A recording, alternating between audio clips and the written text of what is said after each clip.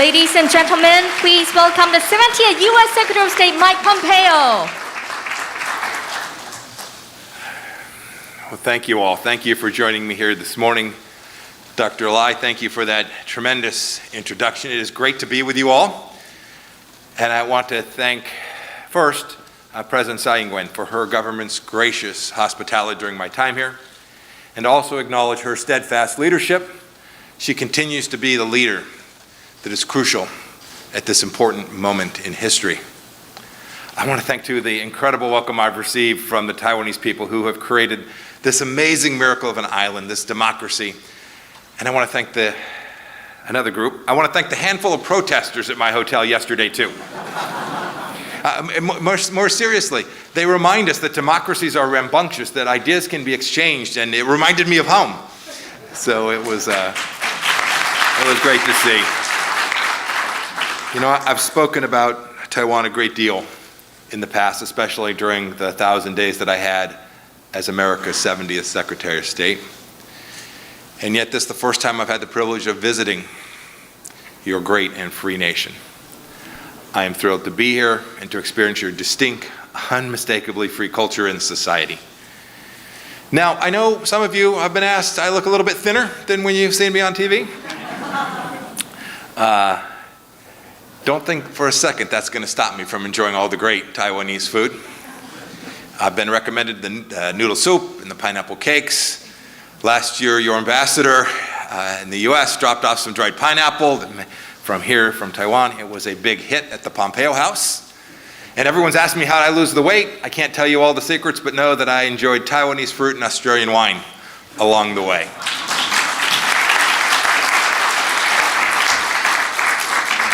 Your country is beautiful. It is rich in history and deep traditions. There's so many things I could speak about today. I'm sure we'll have a chance in the course of our conversation when you get a chance to ask some questions. But I want to start by highlighting some of the things that we in America view as the most significant, the most impressive achievements of Taiwan.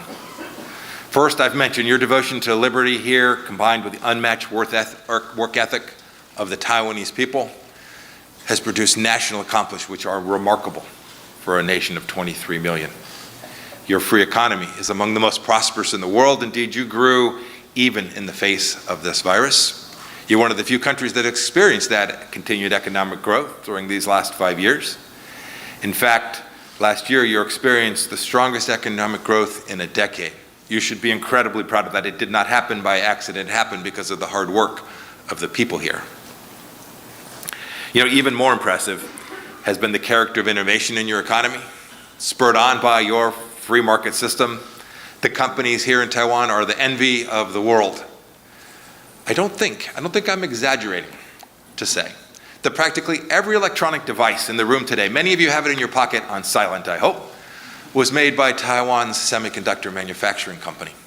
Foxconn makes phones for the world and laptops for the world, and crucial parts for electronics flow from this place to the world that have created so much innovation, so much prosperity, and so much productivity. I could go on, the list does. It's all because of the simple fact that your economy here in Taiwan is one of the most elegantly free in the world, and now one of the most important economies in the world. The United States and Taiwan's economies should grow closer and closer and closer. You know, sometimes I think people here take for granted your existence as a free nation enables economic achievements all around the world. In light of this, it's worth considering the importance of upholding and defending sovereignty of free people, something Dr. Lai spoke about. We know that standing for freedom together is a necessity wherever liberty is threatened. When we lose sight of how important that is, there are real consequences, human consequences. All of us can recite the history from World War II. After the annexation of Austria, Hitler didn't stop there. He wanted the Sudetenland, and after that, he wanted the Polish corridor. He was banking that nobody would stop him, that would value their own peace and security more than the freedom of others, that nobody would stand for freedom until it was too late and he would have accomplished his horrific objectives. We sit in this room today as pictures from Ukraine flood our TV sets. We've seen this in the recent days. Vladimir Putin, a dictator, with absolutely no regard for freedom, decided he would invade Ukraine and begin redrawing the borders of Russia by force, taking land and life from his neighbors. The Ukrainian people have made clear for many, many years they do not want to live under Russia's thumb, and they will fight. They will bloody their invaders. But unless European nations oppose Russia with great resolve and that the West unites, there is risk that this light of freedom will be at risk. We can't let it be snuffed out there. It is not possible. It is not morally right. Make no mistake, Vladimir Putin won't stop in Ukraine. He's told us as much. He won't stop until he's reestablished what he views as the rightful imperial legacy of his regime, Greater Russia. We saw this during our time as well when North Korea threatened the world. They too will continue to provoke, to draw attention, and achieve their objectives through use of force. We can't appease. It creates too much risk. We can't concede liberty. It poses too much of a challenge. Security in exchange for the loss of life is simply not acceptable. With respect to North Korea, we brokered a deal with Chairman Kim. It was imperfect, but it was a deal that we did without appeasing to the regime and creating risk to our allies, created no risk to our allies as well. I hope that this central understanding will continue. Most importantly for our discussion today, how is it that we, collectively, freedom-loving peoples, will challenge the aggression of the People's Republic of China? You know, when the United States engaged 50 years ago with China, President Nixon hoped that free trade and free exchange of ideas would cause the communist dictatorship to be freer and more open. Part of that strategy was based upon the Cold War necessity of defeating a common enemy, the then Soviet Union. This approach imagined a future that hasn't rolled that way. It didn't develop as they had hoped. Reflecting on his opening to China, President Nixon said that America's engagement policy with that communist dictatorship, quote, may have been something that, quote, created a Frankenstein, end of quote. Yet, despite President Nixon's honest and accurate acknowledgement of the failure of a long-term American policy, the policy of engagement, few in Washington proved willing to challenge the threat from the Chinese Communist Party and to reverse direction. I was blessed. I worked for President Trump, who allowed me to reverse that course, to for the first time honestly and transparently challenge the central underpinnings of how the West and democracy can succeed. We made the world a little less naive about engagement with the Chinese Communist Party, an engagement which ultimately cannot lead Chairman Xi Jinping to change his ways. We've learned this painfully, especially you, the Taiwanese people, who've seen it firsthand over the past few decades. You've watched China not become freer, even as it became richer. We began the administration by talking about the broken trade deals, the unfair trade between the West and China, but we soon realized the problems were far more extensive. Consider the current moment that we all face. We should not forget that just this past week, China broke another promise. We all know the promise they broke in Hong Kong. In the China-Ukraine Strategic Partnership, a document signed by the Chinese Communist Party, each promised, quote, to offer support to each other on issues concerning national sovereignty and territorial integrity, end of quote. Another promise broken, this one to the freedom-loving people of Ukraine. The long list of the CCP's malign activity reflects China's Communist Party's vision. We should take them at their word. We should take Xi Jinping at his word for his global intention, for hegemonic dominance around the world. I know for me and for you, the dark future of a world under a communist dictatorship is unacceptable, and we should not empower it by letting them have economic strength to create the next generation of technologies. This is how we can challenge Xi Jinping's objective. It's why I've repeatedly said, And much of the world is now in agreement that the danger posed by the CCP is the central threat of our time. Our time. America's time, Taiwan's time. As a Secretary of State, I led the effort of the State Department to confront our flawed relationship with the PRC. We tried to do it with candor and reciprocity, with principled realism, accepting things as they are, not as we wished them to be. We renegotiated trade deals. We rallied our allies to confront the CCP. We closed their embassy in Houston, Texas, when they were spying on America. And we recognized the atrocities that were being committed against more than 1 million people in the western part of their country in Xinjiang. We called it what it was. We didn't live in a fantasy world. We called it genocide and crimes against humanity, crimes that are going on to this day. We sanctioned CCP officials across the board for engaging in violation of human rights. We took seriously our obligation to lead the world in this way. And beyond the State Department, inside the United States, we strengthened our military, and we strengthened ties with nations around the region, with Australia, with Japan, with South Korea, and with Taiwan, to make sure that it was a collective effort to confront the challenge, the military challenges that the Chinese Communist poses to the world. We, outside of the State Department, also put investments, economic investments all across the world, and began the important process of decreasing our dependence on the Chinese Communist Party. This work to disconnect the United States from its deep dependence on important national security matters was important, because our dependency, as you can see with German dependency on Russian oil, poses a risk not only to the nation that is dependent, but on its friends and allies and partners, and indeed to the entire world. You here in Taiwan, you've been awake to this threat, frankly, since the beginning, longer than we have. You're so much closer. The world drew inspiration from Taiwanese people's profound and realistic distrust of the Chinese Communist Party. That's why I keep saying, when it comes to dealing with the CCP, we coined a slight change from President Reagan's admonition. With respect to the CCP, it must be distrust and verify. I found no bigger echo to that sentiment than right here in Taiwan. Indeed, the CCP's intention, its drive, its speaking about control of this place, to impose its dominance here, by force if necessary, is horrific. Understanding the reasons helps us be confident that we can confront this threat with clear eyes. First, the CCP leadership views taking over Taiwan as its ultimate fulfillment of a decades-long communist ideological commitment. From Mao to Deng to Xi Jinping, the inability to fulfill this commitment has been a major stain on the CCP's domestic reputation. Under Xi, the CCP's ideological hubris has reached new heights.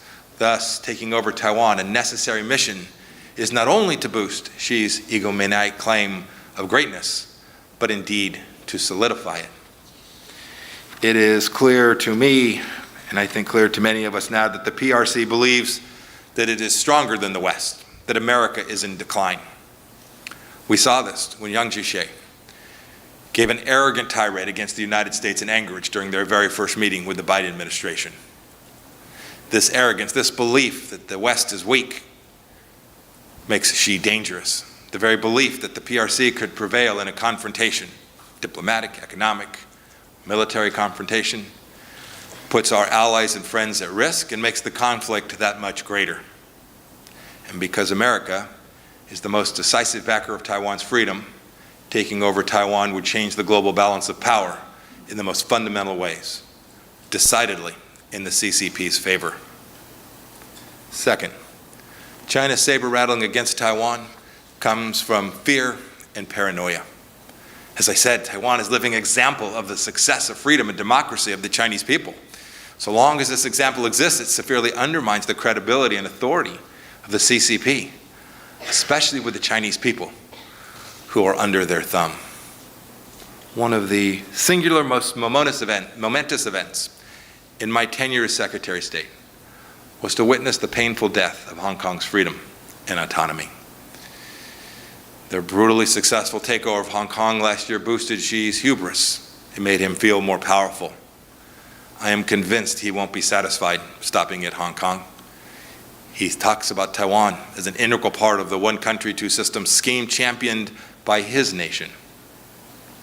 Making good on those ambitions is central to Xi, making his power and maintaining his grip on the Chinese people. I mentioned the consequences we face not standing up. The same is true here. After Hong Kong, Xi will desire to grow ever more. After Taiwan, he'll want the South China Sea, then the Senkakus, and so on, as he expands his hegemonic efforts. If we don't confront authoritarians who have no regard for freedom and independence, then they will draw us into conflict. And that conflict is one that will be far greater than it would have been were we to act sooner. It is for these reasons that the United States-Taiwan relationship is so central to me. It is on my heart. It is fundamental to confronting China and promoting prosperity here and in America and around the world. And this is something I saw Secretary say, and it's something that must become an essential part of our nation's foreign policy, now and in the future, and it must be bipartisan. For 4 years, we eliminated all barriers to U.S. diplomats meeting with their Taiwan counterparts, as Dr. Lai spoke about. It was common sense, it was a fact, it was simple, it was morally right. This made it easy for me. We enacted policies which encouraged greater science and technological exchange between our two nations. It was right, it was moral, it was decent. This made it easy for us. We sold over $20 billion worth of arms to Taiwan, which made Taiwan safer and further cemented our important relationship. This was right, it was decent, it was moral. This made it easy for us. That's something that I am so happy to see, that even after our administration has departed, the Biden administration has continued down this path. This is good for Taiwan, it is good for America, it is good for the world. And we've too fought hard on the international stage for Taiwan, advocating for its admission into the World Health Organization. The United States must support Taiwan for the same reason that Americans defended West Berlin when I was a young soldier during the Cold War. We knew then if Germany fell, that if freedom fell, that freedom in the world risked dying. I know the stakes here. I know the stakes. Having commanded a tank platoon in West Germany during those final years of the Soviet Union, I knew our mission was tough. I knew our mission to patrol that border was risky. Much like West Germany then, Taiwan today is a shining example of democracy and freedom. Today I come here as a private citizen, but it is an imperative to change 50 years of ambiguity. It's about America's diplomatic recognition of the Republic of China and Taiwan, while the United States should continue to engage the People's Republic of China as a sovereign government. America's diplomatic recognition of the 23 million freedom-loving Taiwanese people and its legal, democratically elected government can no longer be ignored, avoided, or treated as secondary. It is my view that the United States government should immediately take necessary and long overdue steps to do the right and obvious thing, that is to offer the Republic of China Taiwan America's diplomatic recognition as a free and sovereign country.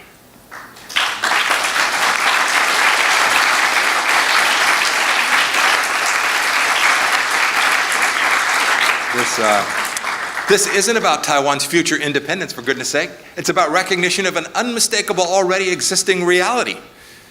It's the reality. It's the fact. It's the reality is that many of your past and present leaders have made clear there is no need for Taiwan to declare independence because it's already an independent nation. Its name is the Republic of China Taiwan. The people and government of the United States should simply accept this fundamentally decent, morally right thing. This is easy. The Taiwanese people deserve the world's respect for continuing down this free, democratic, and sovereign path.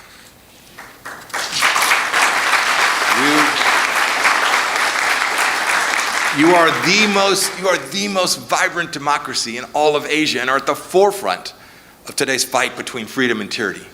We should support that. I believe that Taiwan must have America's support if freedom and democracy still have a chance to thrive, and I am counting on it, and I believe it will. This is as important for the Taiwanese people as it is for the American people. I said before, American support for Taiwan is bipartisan. Taiwan is a crucial partner in defense, and most importantly, in establishing deterrence. It is situated right in the middle of our defensive parameters. From Japan to Korea to the Philippines and the South China Sea, losing Taiwan would directly imperil our vital national interests in the United States. The good news is America is now awake to the threat that China poses, not just to the United States, but to the entire world. The intellectual and strategic traditions which have guided you are now invaluable to all the world. Taiwan has the most sophisticated understanding, richest experiences, and most efficient toolkits to deal with that old foe, the CCP. The rest of this world, for this reason, can learn many things from the Taiwanese people. It is today's global awakening to this CCP threat that has made Taiwan such a proven force for good in the world. Indeed, an inspiration to many people in mainland China as well. If democracy is to come to China one day, which we all pray for, our best and most efficient partner will undoubtedly be the Republic of China, Taiwan. I have one final thought before I take questions. You should know how deeply I believe that the futures of Taiwan and the United States are intertwined. They're intertwined because we love freedom and because our interests, our security, diplomatic, and economic interests are incredibly aligned. We're each committed to ensuring peaceful relations and stability in the Taiwan Straits and indeed throughout the Indo-Pacific region. And we've dedicated ourselves to this commitment. This was at the core of the Trump administration's approach to this crucial area of the world. We know that the security integrity of Taiwan remains vital to that mission now and in the future. Taiwan and the United States are aligned according to our values and principles. We both fully embrace democracy and free markets. We believe in the inherent dignity of every individual and understand that government exists to serve the people, not the other way around. Today you, Taiwan, show an unbelievably wonderful example and contribute enormously to the global economy with technology and public health that is the inspiration to so many of us. Whether in Taipei or back home in my hometown of Wichita, Kansas, the flourishing of Taiwan should be justly celebrated, as should the principles that we all share. We must continue to strengthen our relationship together and must continue to work to strengthen it. I know that you will do that. Thank you for being with me today. I look forward to our conversation, and may God bless every person here in this special place of Taiwan. Thank you. Thank you, Secretary Pompeo.